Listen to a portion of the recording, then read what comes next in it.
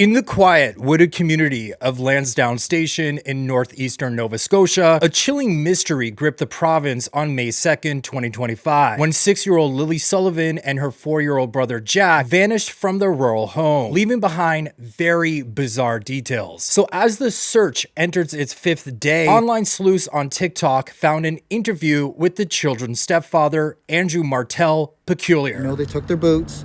That's pink boots for Lilly, blue boots for Jack with dinosaurs on them. Lilly had her backpack with white, and it was white with strawberries on it. I imagine now if they're in the woods that it'd be probably brown, but I don't see them carrying their backpack.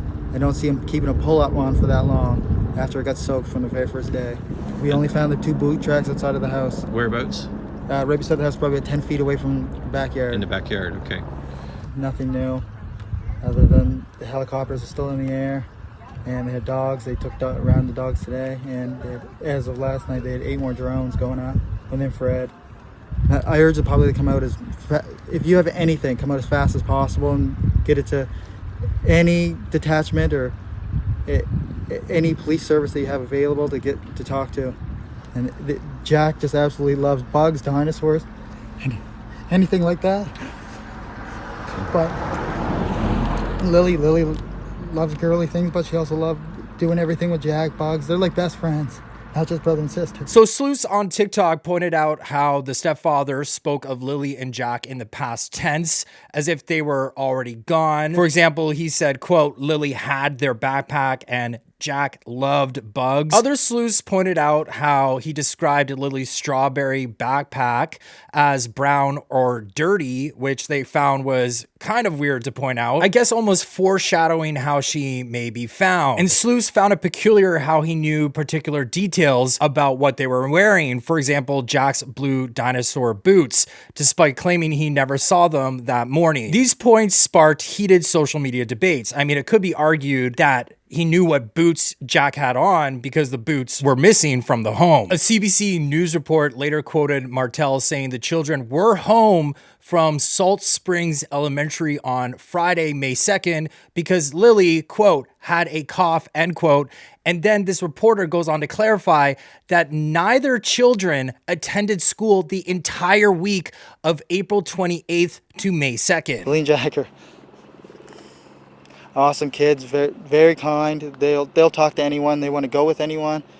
They're just looking to have as much fun as they can. A spokesperson for the Chignecto Central Regional Center for Education tells us the 2 children were students at Salt Springs Elementary School. Their stepdad told us they'd both been out sick all week before disappearing on Friday. So just to recap there, because this raised a lot of red flags, the children were sick all week from school before they disappeared, according to that report. So could you arguably say that that entire week, the only people who saw these kids were the parents? And is it possible that these kids were missing for a lot longer than what the parents reported? Personally, I found it strange the stepfather knew Lilly was sick with a cough, but later said they didn't see the kids at all that day. To know your daughter is sick, wouldn't you have had to seen her?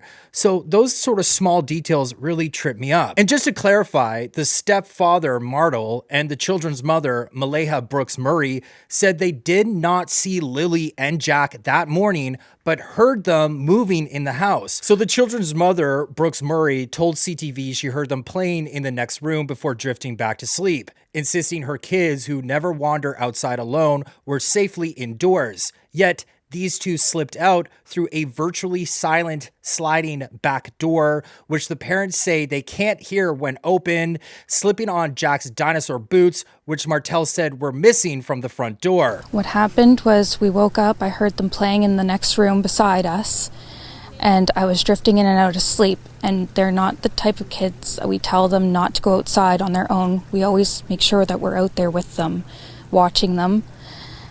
And they happen to just get out that sliding door, and we can't hear it when it opens.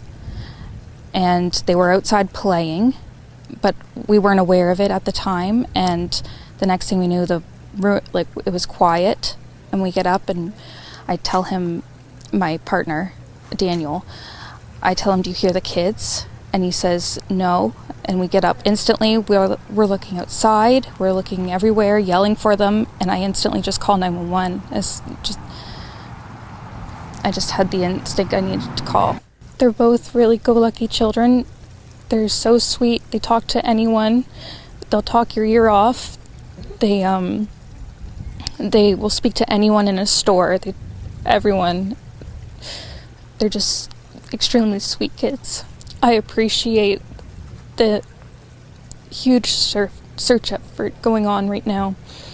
But we've been pushing for an Amber Alert, which hasn't been issued. Not just that they could possibly be abducted, which it is a possibility that they could have been, but just an alert to let everyone know that they are missing. We had people text me saying that they weren't aware someone else let them know that they were missing, and it would just be nice if everyone could be alerted. We thought maybe that we found tracks, but it's still uncertain. It's been raining and they're probably soaking wet, but with the sun today, I'm hopeful that they are feeling warm. We're all filled with pain and sorrow because we just want them found. We want them home. Everyone loves them.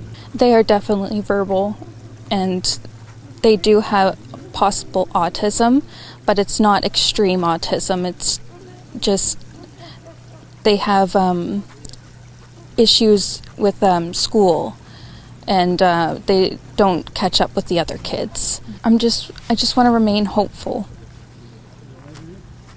But there's always, in a mother's mind, you're always thinking the worst.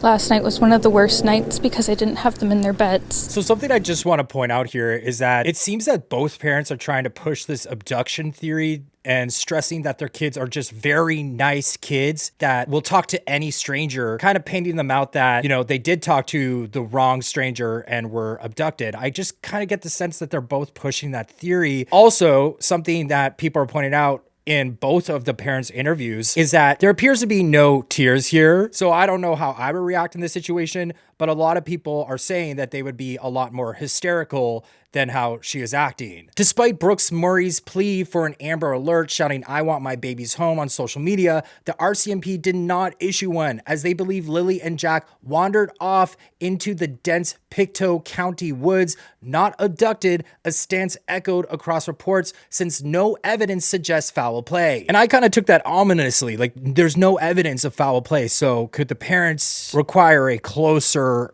investigation? The very next day, May 3rd, Brooks Murray fled Pictou County to, quote, be with family, end quote, leaving Martel behind, and per a Canadian Press bombshell, blocked him on social media, a move he said left him baffled, muttering, quote, "I don't know why she left," end quote. This fueled whispers of a rift. The RCMP is conducting a detailed search and does not require public assistance, but urges residents to check their properties, including sheds, garages, or other places where children might hide. The RCMP says there's no evidence of abduction in the Sullivan case, sticking to the idea that Lilly and Jack wandered off. But the fenced yard, silent door, and 5-day absence from school raises chilling questions. Why didn't the parents see their kids slip out? And how did Martel nail Jack's boots so precisely? Why did Brooke Murray ditch town and ghost her partner amid the chaos?